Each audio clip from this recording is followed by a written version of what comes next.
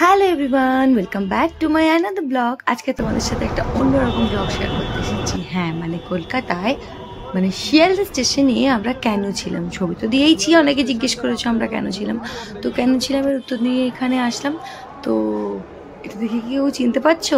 এই জায়গাটায় কি কেউ এসেছো আগে? আমার কিন্তু ফার্স্ট টাইম, এখানে আমি কোনোদিনও থাকিনি। যেহেতু আমাদের বাড়ি অনেকটাই দূর, ঘাটালে, আর আমাদের পাঞ্জাব যাওয়ার ট্রেন ছিল কলকাতা স্টেশন থেকে, তাও আবার সকালবেলা, ভোরবেলা ঘুম থেকে উঠে আসার থেকে আমাদের মনে হয়েছিল আগের দিন রাত্রেবেলা চলে আসাই বেস্ট। সেই মতো আমরা চলে এসেছিলাম শিয়ালদাতে ডরমেটরিতে, বিকজ কলকাতার ওখানে কোনো রুম অ্যাভেলেবেল ছিল না।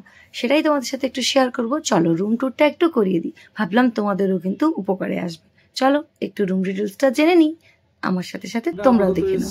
শিয়ালদা স্টেশনে রিটায়ারিং রুমে আর কি রুম নিয়েছি। এখানে বাংকার সিস্টেম রুম রয়েছে, যদি খুব ভোরে ট্রেন থাকে বা যাদের মাঝরাত্রে বা ট্রেন থাকে, যদি রেস্টের দরকার হয়, তো এটা খুব ভালো একটা সিস্টেম এখানে করা রয়েছে। সব থেকে ভালো ব্যাপার, এখানে এসিও রয়েছে, তার সাথে এখানে ইলেকট্রিক কেটলি দেওয়া রয়েছে, দুজনের মতন অ্যাকোমোডেশন দেওয়া রয়েছে, ওয়ার্ড্রোবের মতন দেওয়া রয়েছে। মোটামুটি জাস্ট কিছুক্ষণ রেস্টের জন্য, 6-7 ঘন্টা রেস্টের জন্য এটা এক রাত্রি কাটানোর জন্য বেস্ট। ওকে, রেস্ট নেওয়ার জন্য ওকে। এই হলো আমাদের রাত্রের ঠিকানা। তারপরে আমরা খাওয়া দাওয়ার উদ্দেশ্যে বেরিয়ে গিয়েছিলাম স্টেশনের বাইরে, বিকজ ওখানে আমার বোন এসেছিলো আর বোনের বন্ধু এসেছিলো।